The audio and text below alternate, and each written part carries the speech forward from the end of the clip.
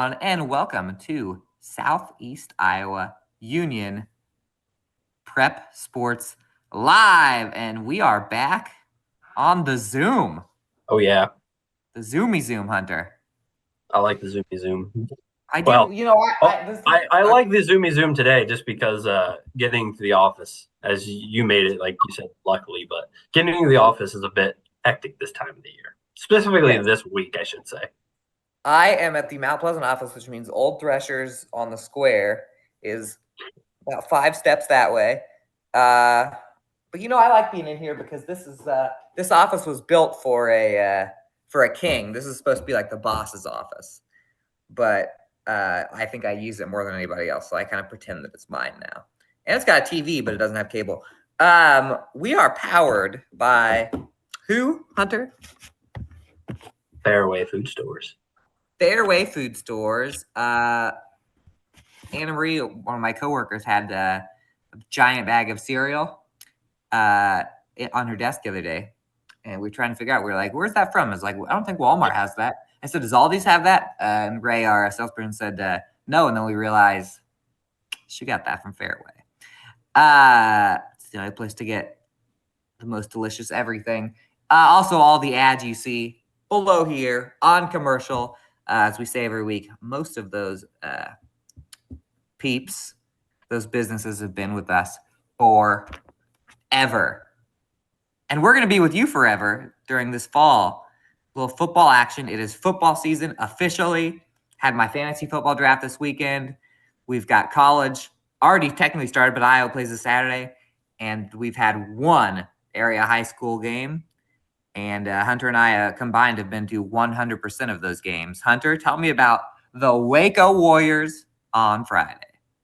Yeah, kicking off the week in week 0, second straight year for Waco. Unless it might be third straight. I don't remember if they played. No, it's like the 8th straight, actually. Waco's been playing week 0 for like a long time now. Well, there you have it. But they're taking on Central City this time around. Central City, obviously,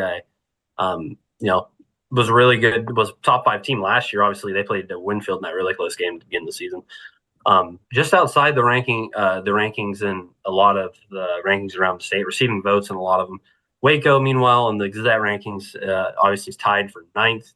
In the the Iowa High School Association, they're ranked number 6. So Waco, really good team. Going up against Central City is a really good team, but it's Waco, pretty dominant fashion. This score is a lot closer than it actually turned out to be, I guess. But 51-36, Waco gets the win. Waco really dominated in the second and third quarter.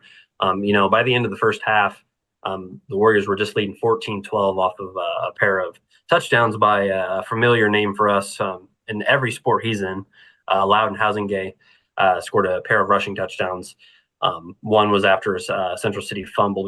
The Warriors were able to capitalize on that and then ended up getting the ball back after Central City took the lead 12-7. And then the Warriors marched down and he punched her in again from about 2 yards out. But Central City was doing all they could to stop the run. Housingay, only ended with 73 yards. I think it's 73. Let's see, where's it at? Yeah, 73 yards, and basically 5% of that came off a 60-yard touchdown run he had. Housingay would have in the third quarter. But story for me is Waco, we're used to seeing them run the ball, but Central City was loading the box, and that meant Clayton Miller, senior quarterback for the Warriors, had to put in some work, and he delivered 157 yards, 3 touchdowns for him. Like I said, Waco pretty much dominated second and third quarter. 2 of ththose touchdowns came in that second quarter after an interception by Isaac Rich. Put the Warriors at Central City's 24-yard line. The Warriors scored in just 3 plays as Miller kind of gifted Rich, if you will, with the touchdown to put the Warriors up 21-10. After that, the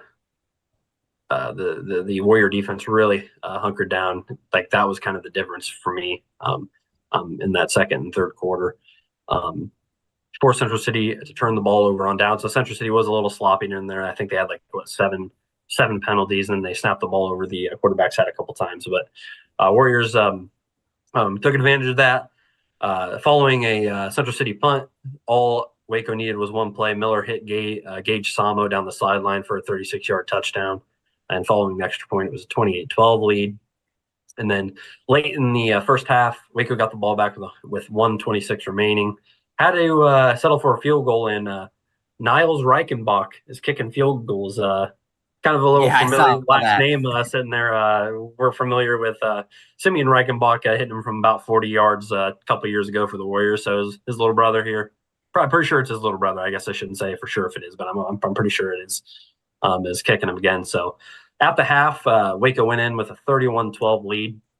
And from then on out, it was pretty much Waco tacking it on in that third quarter. After a pair of punts by both teams, Waco had one punt. They got the ball first, and Central City was forced to punt. And then Housingay on the next play, the Waco's second drive in the second half, the first play, took her 60 yards at the house to give Waco a 38-12 lead. And then Miller connected with Hayden Shellman on the next drive for another passing touchdown, his third of the night. 45-12, Waco led then.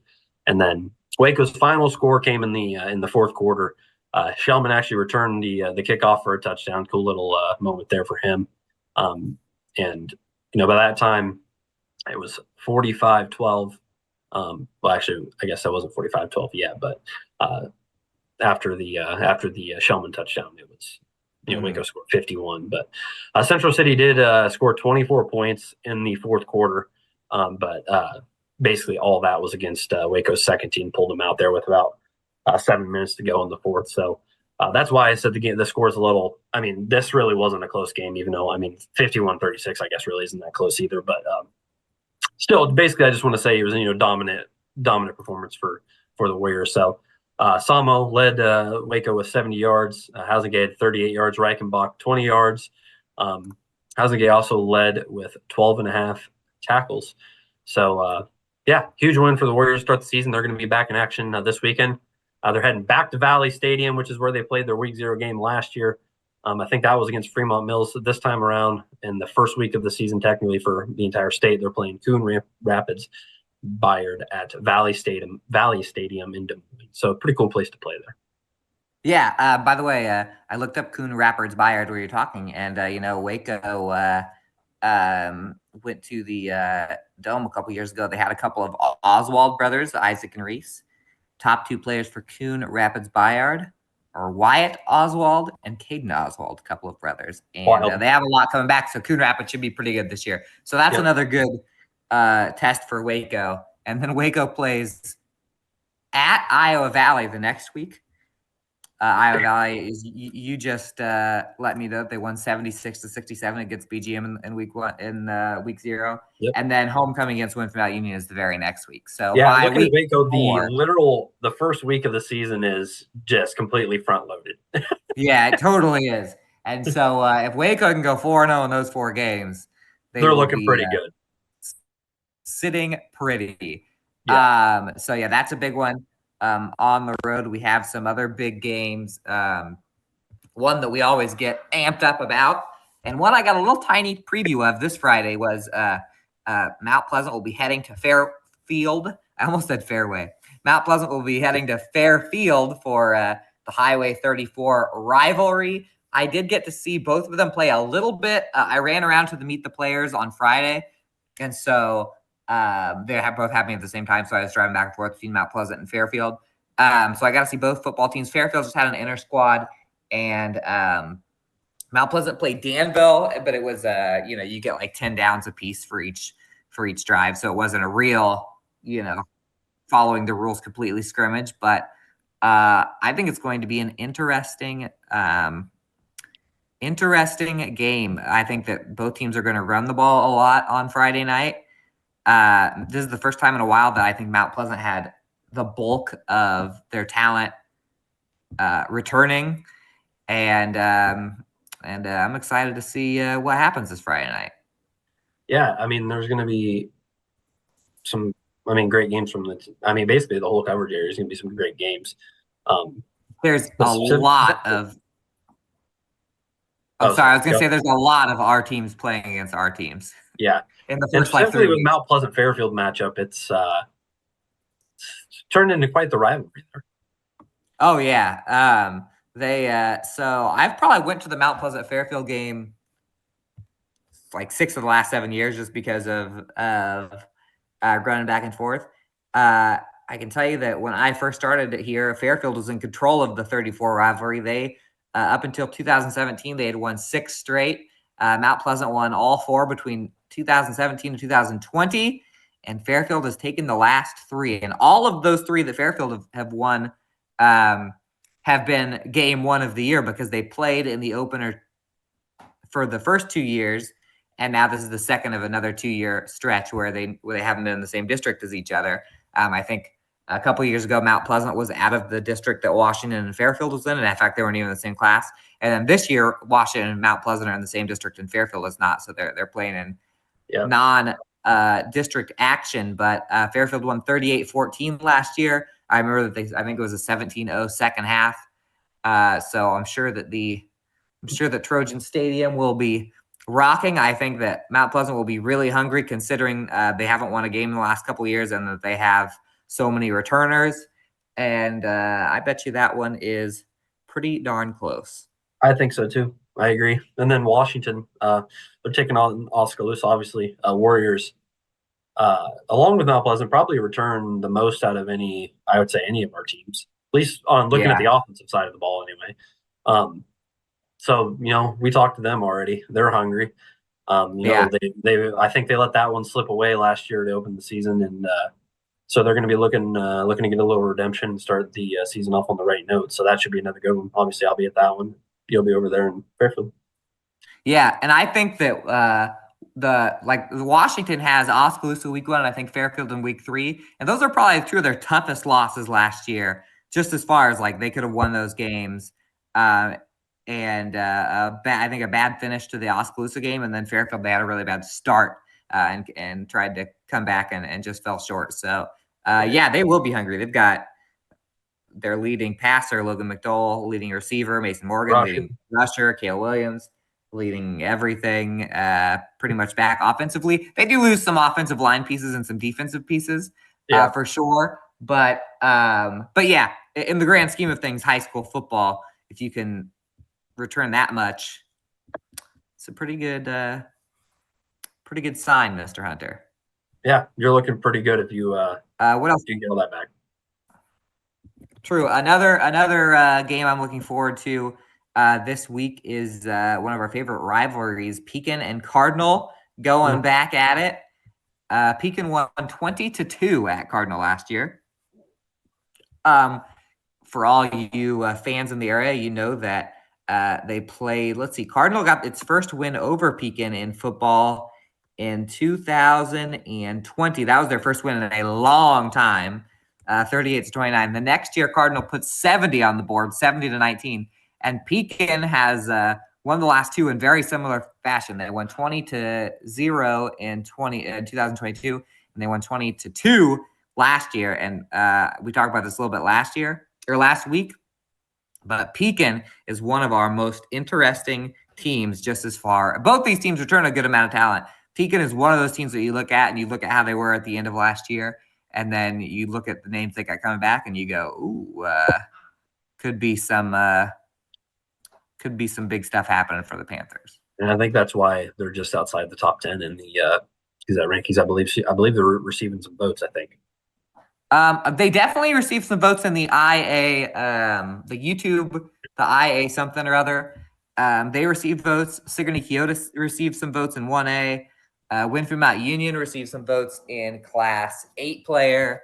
But no one's ranked except Waco at 9. By the way, I had Waco at 6, going back to Waco for a second. So I had them 3 spots ahead of where they're at. Yeah. Pekin's got 3 votes in the do they? In the Gazette. Yeah, they're going to be a super exciting team. Who else? We got Mid Prairies at West Liberty this Friday. Mid Prairies too. Say again. Mid Prairies technically 2A, right?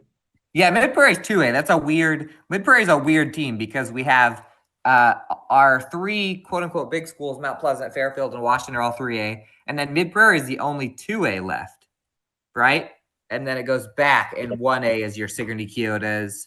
And then we have A teams. We have Pekin and Columbus in A. So that always confuses me because in every other sport that we cover, A is the lowest class. Right. And A is the second lowest class. Or sorry, 1A is the lowest class on like basketball. But because of A and 8-man, it's actually the third lowest. So it's hard to keep track. But yeah, Mid-Prairie is our only 2A team. Sigourney Kyoto's got Pekin coming in. Or sorry, Sigourney Kyoto's got PCM coming in. That's always a tough. That's a tough team to play right off the bat. They had a good game last year. You get to see? Did you guys see SK once last year? Maybe not. No, I've never seen them. You haven't been to the pit yet? I'm not sure if I think I was there once last year. I definitely was there multiple times in the playoffs the last few years because they usually have a couple of. Oh, listen to this. Oh, Class 2A on the Gazette now. They're releasing one set of preseason rankings per day leading up to week 1. Mid-Prairie number 8 in 2A. Oh, nice. I was wondering if they would get ranked.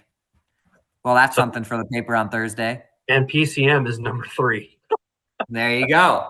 That's a huge. These are so Sigourney Kyoto's playing a ranked team. Where is West Liberty's not on there? Are they in 2A?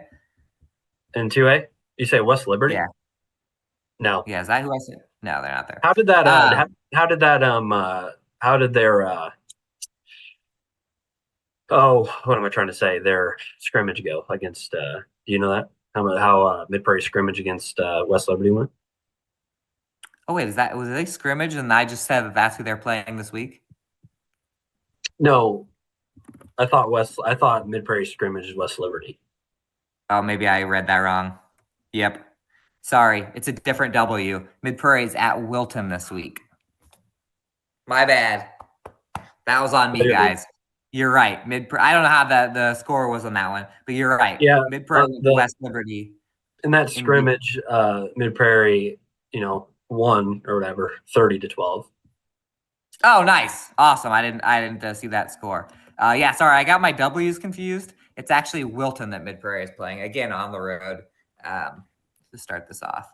And then let's see who do we need to. I got the super duper conference calendar up to bring this home on Friday. Who else do we got playing? New London will be having their first game.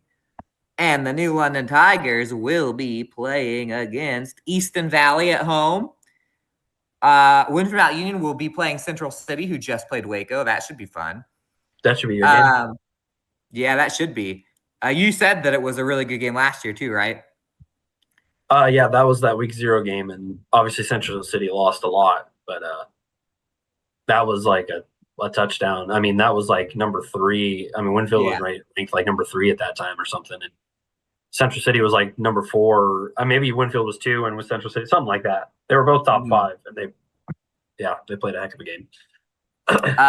And then a quick run through: Van Buren County at Central Lee, Mediapolis at Columbus. That was a huge battle last year. Should be a good one again this year.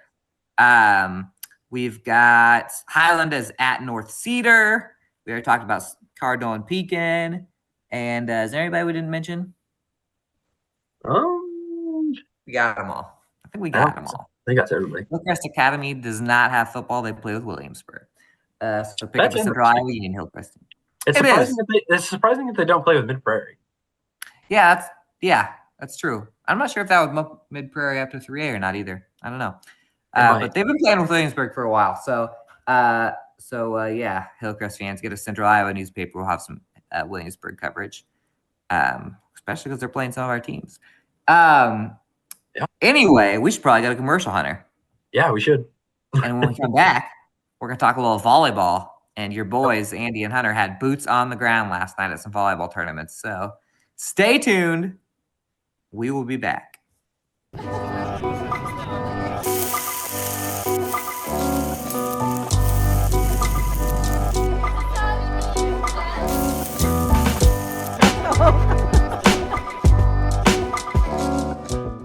At the Capper Auto Group, we put our customers' needs first and understand that everyone is as different as the vehicle they select. We offer new Ford, Chevrolet, Buick, GMC, Jeep, Chrysler, Dodge, and Ram vehicles in a friendly environment that puts you in the driver's seat. When it comes to service, we maintain factory-trained technicians and competitive pricing. The Capper Auto Group still believes that service after the sale provides the best customer experience. Come see the Capper experience for yourself. Federation Bank is a locally owned bank providing award-winning customer service. We believe that we are more than just a federation of banks, but a federation of communities, serving Brighton, Richland, Wellman, and Washington, Iowa. Federation Bank's highly skilled staff is here to make sure you are able to accomplish your personal and professional goals, whatever they may be. Federation Bank, your family bank. Introducing Hy-Vee Market Grill, where every meal is a delight. Start your day with our mouthwatering breakfast options and savor flavorful lunches with friends and family. Cap off your day with our delectable dinners. Hy-Vee Market Grill, where every moment is delicious.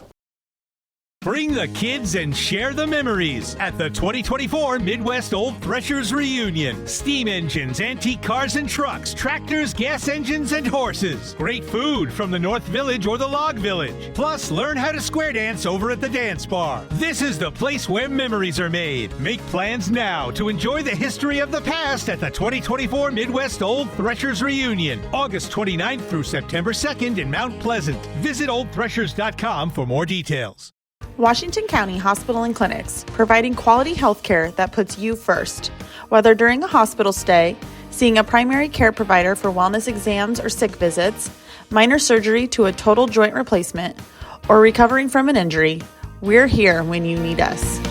More than you expect for your health care. Washington County Hospital and Clinics. Hello, hello, hello, and welcome back to Sports Talk Plus. And there's something going on in my lobby right now in the Mount Pleasant News. So if this was live, you could run over and see the controversy. Powered by Fairway and all the ads you see. Hunter, you and I were at some volleyball last night. Yes, we were. First of the season. First of the season. Why don't you talk? Well, you know what? I'll talk first. I'll talk first about mine since we had a tournament champion. Because we have just one day into the volleyball season, and we have a tournament champion on our hands. And let me tell you what, I walked into the tournament last night, which was Highland, Hillcrest Academy, Keota, English Valleys, Lone Tree, and Cedar Valley Christian. 6-team tournament. I saw some Hillcrest Academy fans. They're like, yeah, we're here cheering for Hillcrest Academy or chat. And I said, you know what? I like your chances today. And guess what? I was correct, because Hillcrest Academy rolls through the schedule yesterday. Undefeated in pool play, not undefeated set-wise, because Highland took the first set in a 3-setter against them during pool play, which Hillcrest had to come back against their North Division rivals and get to the championship with that one. And then they played against the Lone Tree Lions, who had beaten Keota in a 3-set absolute classic in the pool play championship over in the main gym. It very well could have been Keota versus Hillcrest, but the Ravens get it done. They swept Lone Tree. In fact, they blew them out 21-10, 21-10 in the championship. And Neva Helmuth and Malia Yoder and all the names that you've heard for the last 3 years, because it's funny, the Hillcrest Academy volleyball team has not had a senior on the team in 3 years now. That's crazy. The second these girls stepped into high school, they were the varsity volleyball team. The starters, and they didn't have huge numbers. Claire Withoff, that was a name I missed there. She had like 1 million assists last year. As I'm saying, Hillcrest Academy gets the championship. They got a little trophy. They got to raise the trophy. And Kyoto ends up getting third. They beat Highland in the third place match. Again, all 4 of those teams are super close. In fact, it was a pretty close-knit tournament because I saw the Highland English Valleys game, and that was a close game. There weren't a lot of blowouts. In fact, probably the biggest blowout of the night was the championship, the 21-10, 21-10. And it was funny, Hunter, and I'm sure you probably went through this a little yesterday too, but it was like 200 degrees outside, and those gyms get hot. Yeah, they get very hot. Hillcrest, their pool, which was the same as Highlands pool, was in the middle school gym, which is significantly smaller and significantly hotter over at Kyoto. And Kyoto was in the big gym. And Lone Tree was in the big gym. And so Hillcrest had to play all of their pool play games in the hot gym. And then they got finished and they went to watch the Lone Tree Kyoto game. Took a little while, and there was also a third place game to get in. Basically, the second place game was going on in the big gym, and it was going to take so long that they actually ended up moving Hillcrest back into the hot gym for the championship game. Oh, my. But they got it done, and I said maybe that was a little advantage because Lone Tree hadn't played in that gym yet, and Hillcrest was just all over him in the final. It was never really a doubt. I mean, I think they started 6-1 in one of those sets, and 5-1, 6-1, 7-1 in the other. Basically, all Hillcrest, the Ravens, not only get a tournament win, but one that involved Highland, one that involved Lone Tree.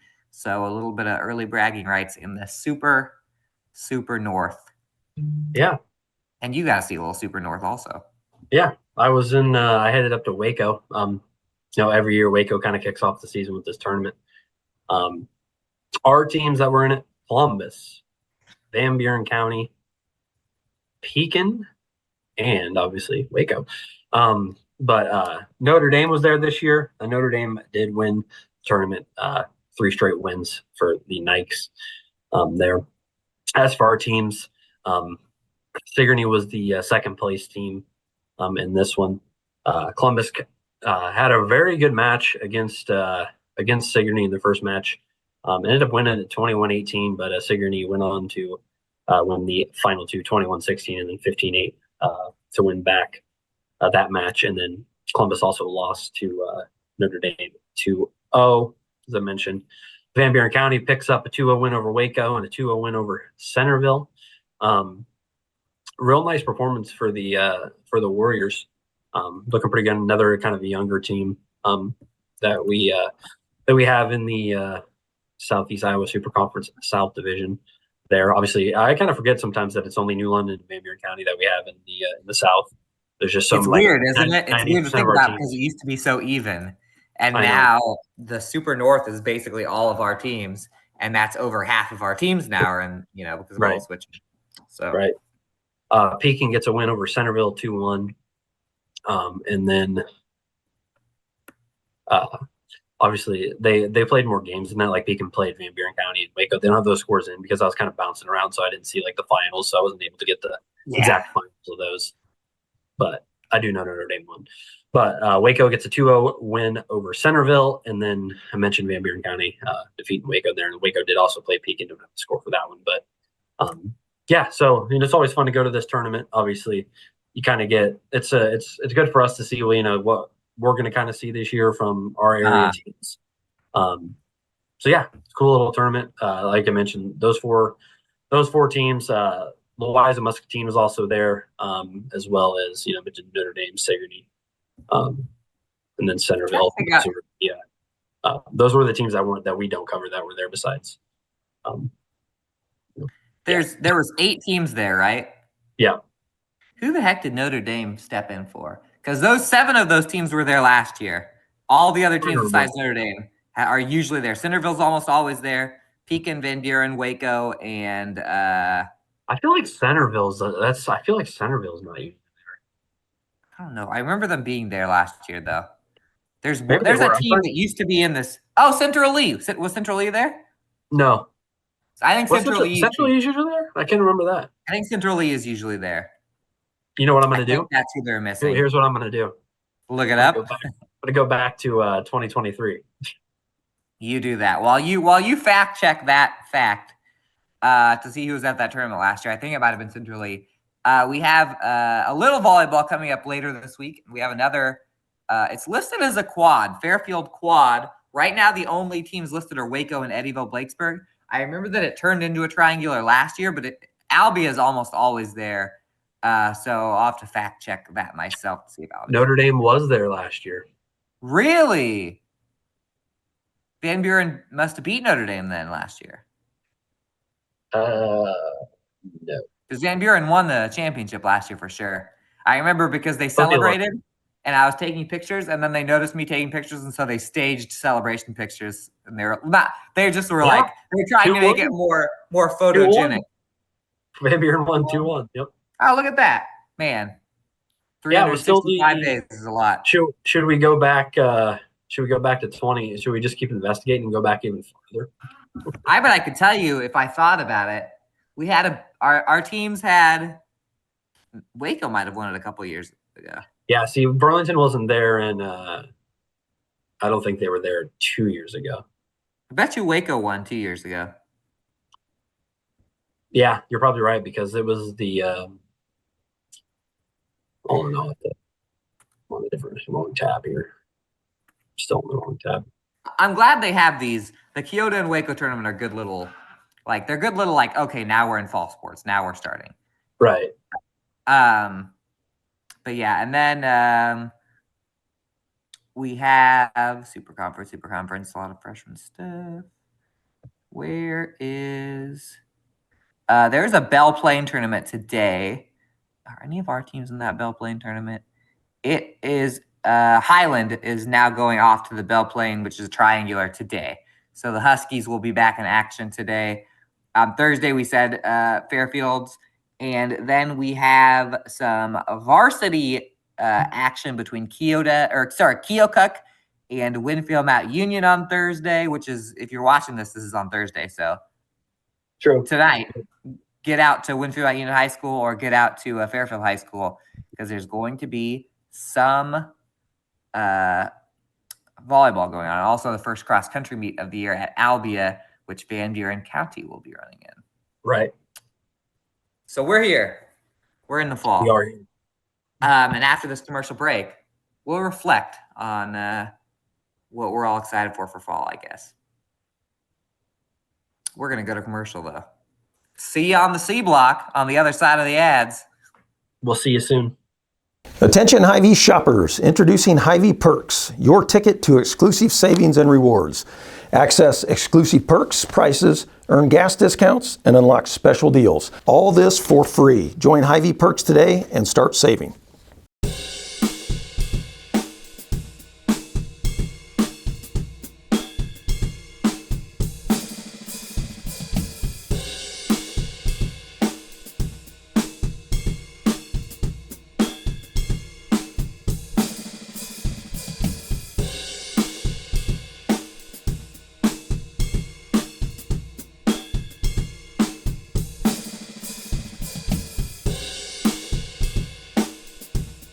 At Seafirst Credit Union, we're all about making connections, like how we connect you to that dream vacation with a savings account designed to help get you on the flight there. Connect with Seafirst today and see why together is better. I am Melissa Westfall with Homegirl Realty. Heather and Charlotte and I have worked together for many years, and we have always had a vision to have a business together. I'm Charlotte Howard, and the good news is we bring a very high level of experience. We have a combined 80 plus years of experience in this real estate marketplace. I'm Heather Merrick, and Homegirl Realty brings a lot of things to the table. We have phenomenal communication with our clients, buyers and sellers to make sure things are going smoothly and you don't have anything to worry about. In the heart of rural Iowa, where community matters most, the connections we make are made to last. Meet KCTC, your hometown internet, phone, and TV provider. At KCTC, we're not just about technology, we're about people. Our dedicated team are your neighbors, committed to bringing you top-tier services right where you live. We believe in giving back to the community that raised us. Experience the power of a real connection with KCTC. Join us in building a stronger, more connected Southeast Iowa.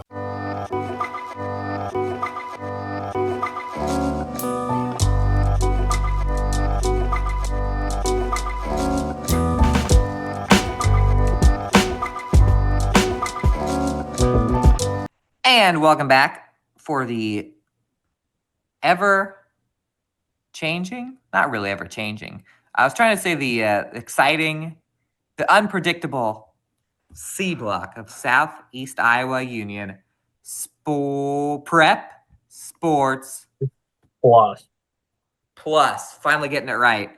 I was going to say, Hunter, is this?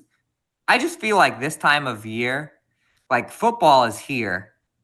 I know there are a few college games on Saturday, and you got to see the Waco game, but like once Friday hits, like it's like football is here. I know, man. Full swing. I always tell. I think I maybe said this last week, but I'm always just sitting on my couch one night around this time, and I look up, and my wife's like, "What?" And I'm like, I just feel like I'm really excited for football season this year. And she always says, "You say that every single year." I feel like this is the most excited I've been in my entire life. I don't know. It's I like the environment of football. I don't know. Me too. You know what I mean? The structure of the week that leads up to Friday night and then Saturday and Sunday, it's like Wednesday night comes up and you're like, oh, we're only 2 days till. Like, I honestly, because of our schedule, I don't really look forward to the weekend because we could be doing something on the weekend. You know what I mean? So I don't really look forward to the weekend like that, except it during fall, and it's like here we go, weekend time, party time. Gonna watch some football. Time. Yeah. So I don't know. I just wanted to again reiterate how excited I am. And it's volleyball and cross country season too, obviously, for all of our volleyball and cross country fans and cross country people. It's coming, so don't worry. We haven't really had a cross country meet yet. The cross country kids got to stand up at the Meet the Players nights and wave and say, "What's going on?" But by next week, we'll finally be able to get deep into the cross country season. I need to look at Fairfield's home cross country season that always starts off the year. Will surely be next Monday or two. I can almost close my eyes at this point and tell you the schedule without looking it up because it's pretty much the same every year. Yeah, it's kind of just a repeat, and then they switch locations pretty much. Well, cross country was always the same. I guess that's what you're saying. Yeah, because they always have that first one in Fairfield, so I'm sure it's on Monday. And they always have the same events late. Hunter, how many fantasy teams are you playing this year? 3. 3? I'm not sure if Peter can be heard by the fans, but I want to know how many Peter's in. I think I'm in 3. Oh, nice. Guess how many I'm in? 3's a good number. If you go beyond 3, it's going to get kind of hectic to keep up with everything. It does. I realized one day watching that it was I've got 3 fantasy leagues, and then I play in a pick'em league, and then I usually have a DraftKings lineup, and then I'm like, what am I even cheering for?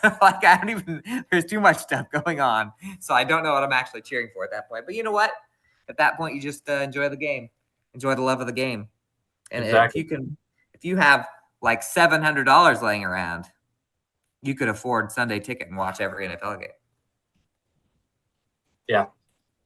See that? You see that content? I should get that. I should get it.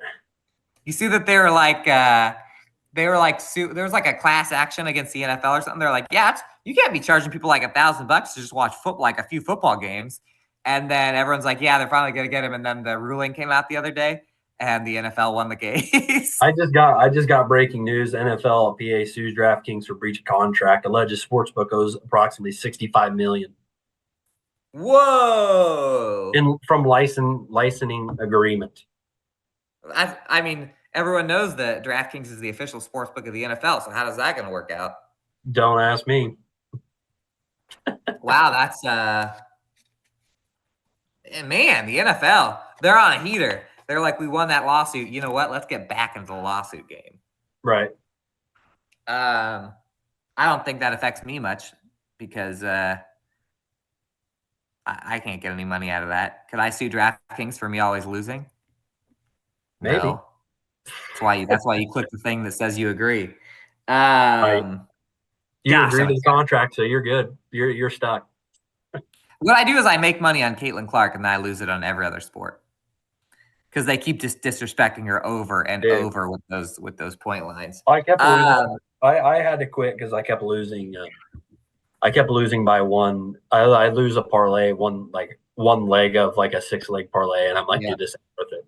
This ain't worth it. It kills you. Don't gamble. 1-800 bets off. Yeah, it's a dangerous game, man. That's right. I got my gambling addiction from my grandma, and then my grandma wrote these letters that we could only read when she dies, and so like she passed away, and then we all got to read her letters. And my letter in my letter, it was she said, "Don't gamble anymore." So go, you do it, NFL. Go sue DraftKings. Just put them out of business. Oh my god. Let's get back to just watching the games. That's hilarious. First $800 on Sunday Ticket, and you know what? With the money you save on not losing money on DraftKings, you could afford to watch all the games on Sunday Ticket. Exactly. There you go. That's all I got. You got anything else, Hunter? I ain't got anything. Good luck, everybody, this weekend. Yep. See you at the football games. Let's come say hi. And yeah. When will we see him, Hunter? We'll see him next week. Peace. Sure will.